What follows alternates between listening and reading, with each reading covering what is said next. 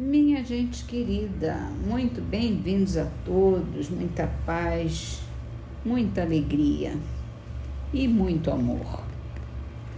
Vamos começar as nossas leituras de hoje com o livro 12 Passos Rumo à Paz Interior da Peregrina da Paz.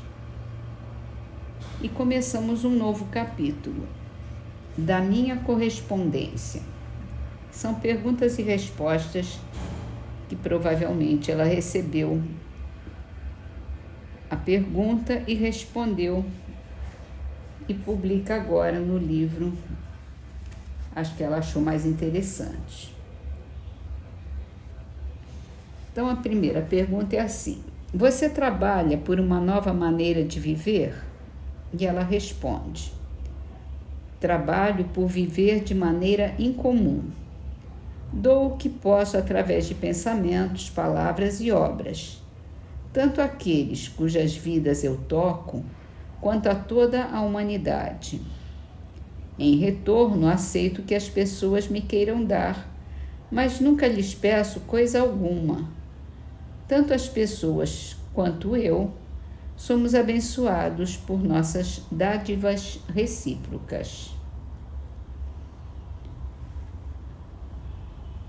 E é isso admirável, né? É dar sem esperar nada em troca. É o próprio ensinamento de Jesus.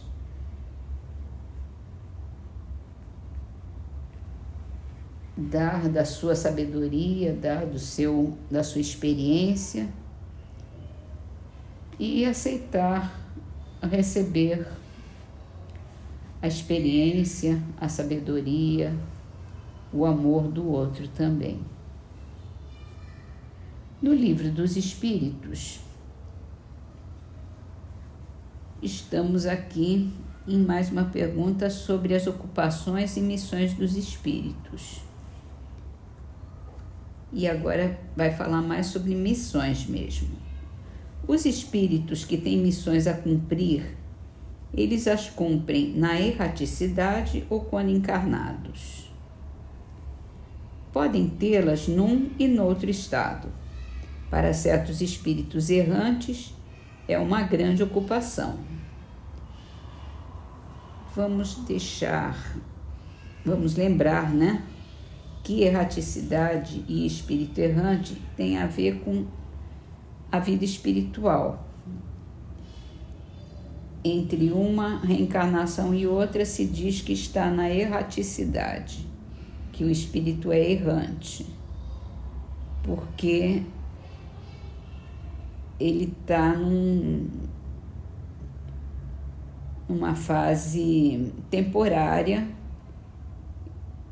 nesse processo de reencarnações que a gente necessita para chegar a um estado mais adiantado, onde não vai precisar mais reencarnar.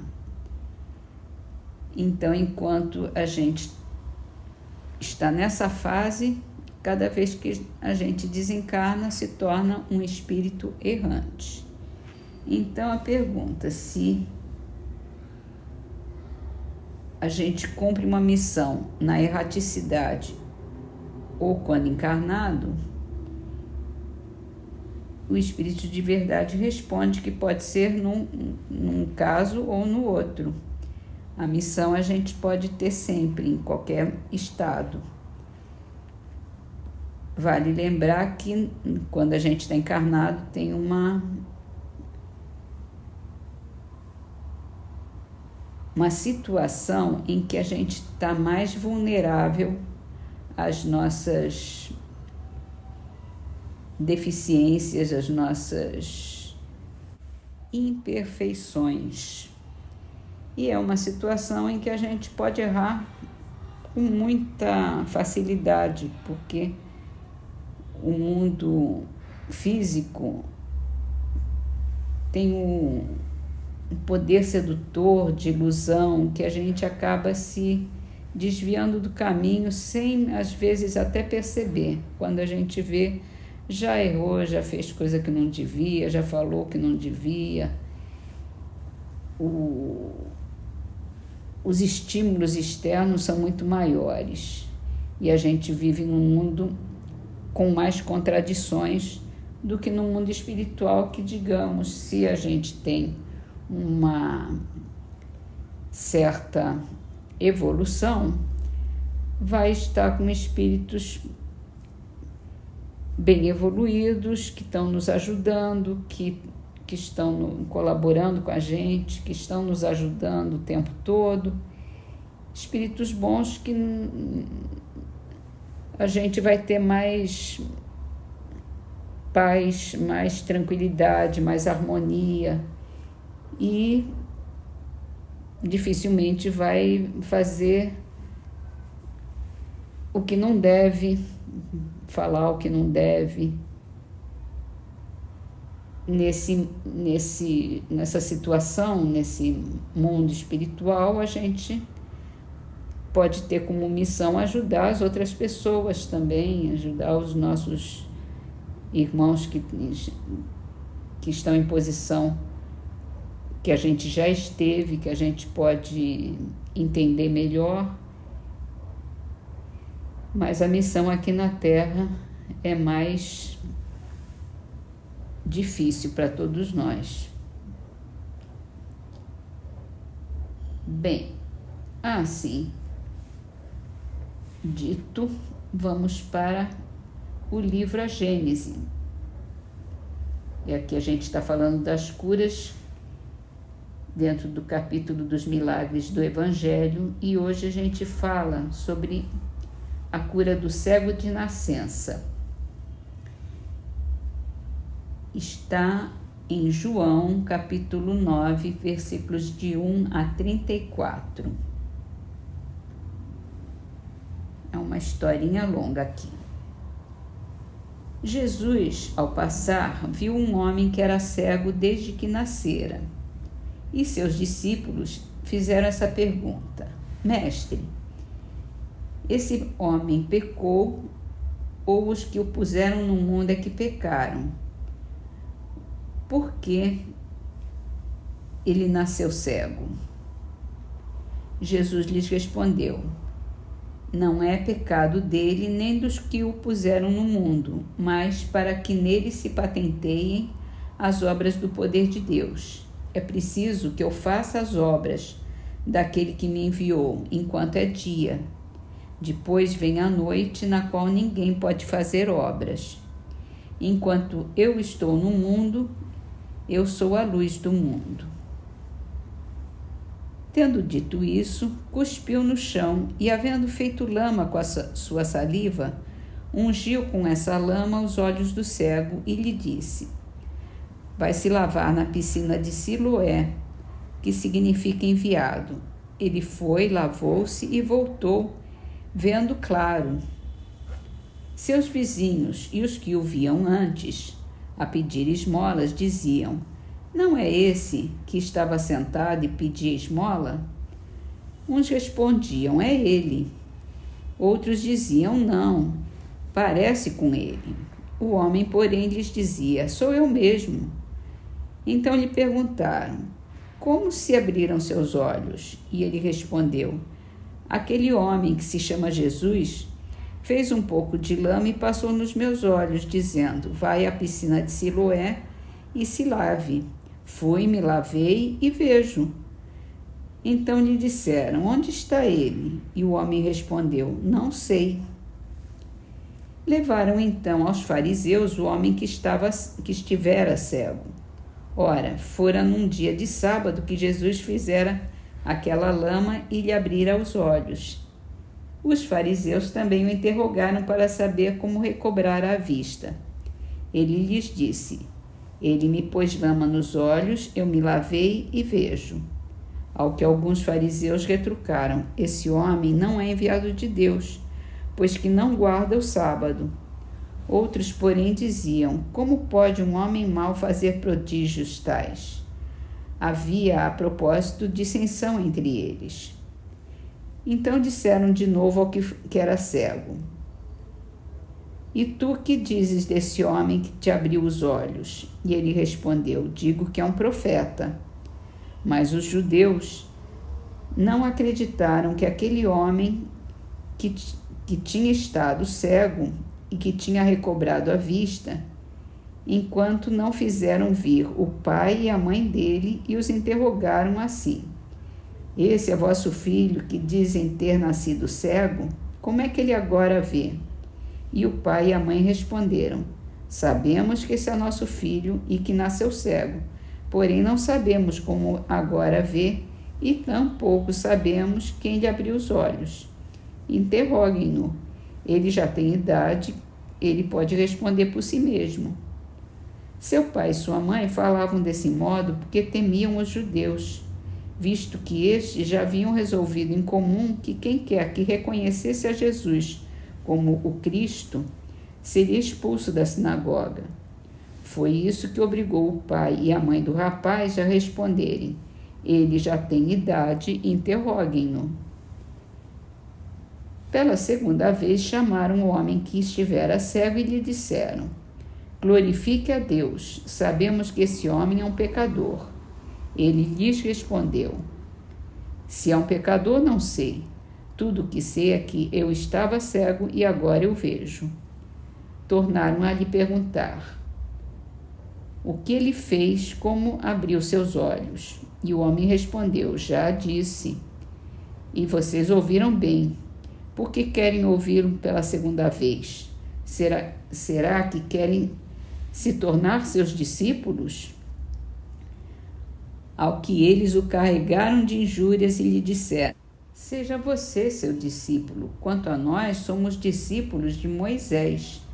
Sabemos que Deus falou a Moisés, ao passo que dele não sabemos de onde saiu.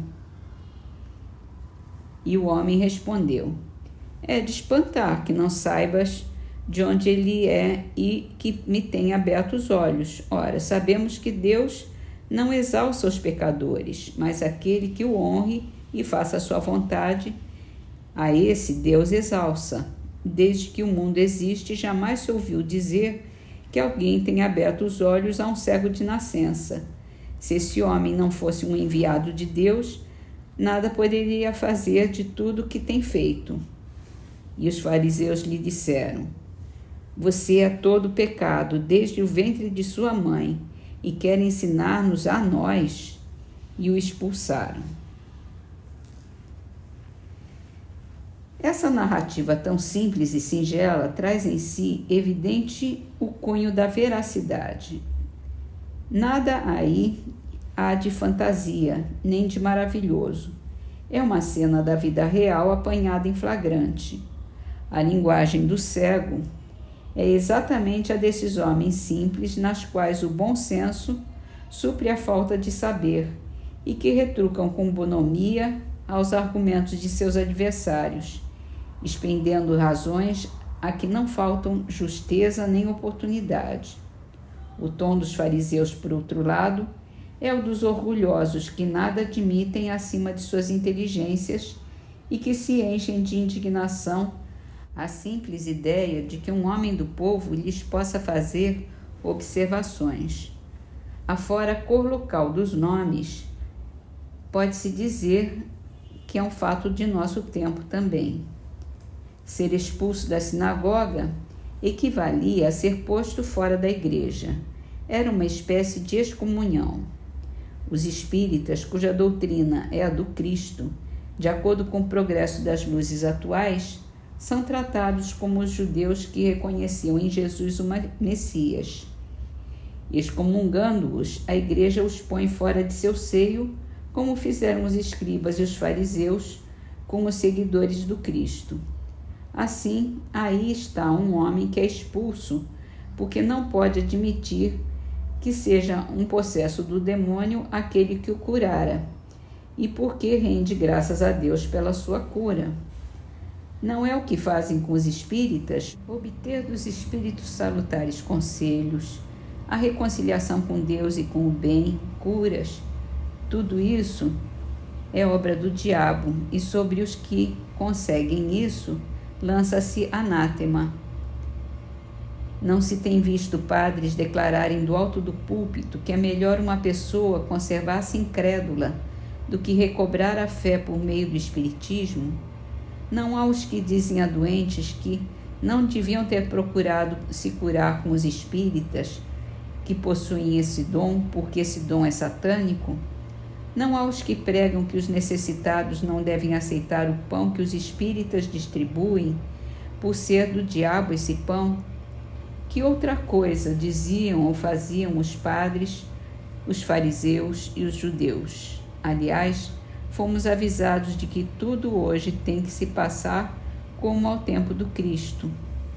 A pergunta dos discípulos: foi algum pecado desse homem que deu causa a que ele nascesse cego?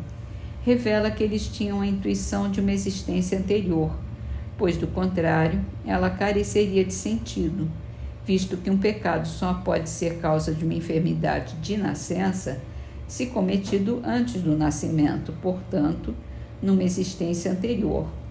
Se Jesus considerasse falsa semelhante ideia, teria dito: como houvera esse homem podido pecar antes de ter nascido? Ao contrário, ele diz que aquele homem estava cego não por ter pecado, mas porque nele se patenteasse o poder de Deus, isto é, para que servisse de instrumento a uma manifestação do poder de Deus. Se não era uma expiação do passado, era uma aprovação, apropriada ao progresso daquele espírito, porque Deus, que é justo, não lhe imporia um sofrimento sem utilidade. Quanto ao meio empregado para sua cura, evidentemente, aquela espécie de lama feita de saliva e terra, nenhuma virtude podia encerrar, a não ser pela ação do fluido curativo que lhe for impregnada. Assim, é que as mais insignificantes substâncias, como a água, por exemplo, podem adquirir qualidades poderosas e efetivas sob a ação do fluido espiritual ou magnético, ao qual elas servem de veículo ou, se quiserem, de reservatório. A gente tem aqui duas ideias. A primeira é a da cura, que Jesus se serve de um cego de nascença, que ele diz claramente que ele não tem pecado, que ele veio para servir de instrumento para mostrar o poder de Deus, e que ele, sendo a luz do mundo, devia fazer o seu serviço ali. Então ele faz a cura e toda a história gira em torno desse fato. A outra ideia é a do espiritismo, como ele foi perseguido, principalmente nesse tempo de Kardec, e mesmo durante muito tempo,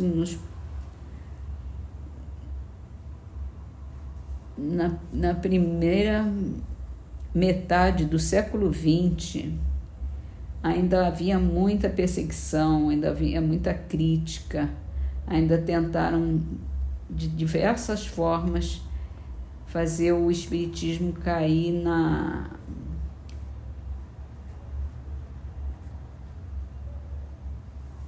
na incredulidade. Mas a nossa ideia, a ideia do espiritismo, é muito racional, é muito certa, muito lógica e muito amorosa também, toda fundamentada em Jesus, em Deus. Então, teve também vários missionários, né? Como Divaldo Pereira Franco, que desencarnou agora essa semana, Chico Xavier, muitos e muitos missionários, que os dois são os principais, né, mais conhecidos, que abriram as portas do mundo para o espiritismo, e as portas do mundo mesmo, não só no Brasil, mas em todo o mundo. E aqui no Brasil é onde é mais divulgado, mais acreditado, mais difundido. E a gente tem que lembrar que toda ideia nova sofre muita crítica, muita crise. Mas nós sobrevivemos, graças a Deus. Estamos aqui. E estamos aqui, vamos terminar as nossas leituras, que hoje foi um pouco mais longa. A Trovinha de Casimiro Cunha, do livro Através do Tempo, psicografado por Chico Xavier, Divina Bênção. A quem surja vomitando pedra, lobo e crueldade, entrega as chagas da injúria à bênção da caridade.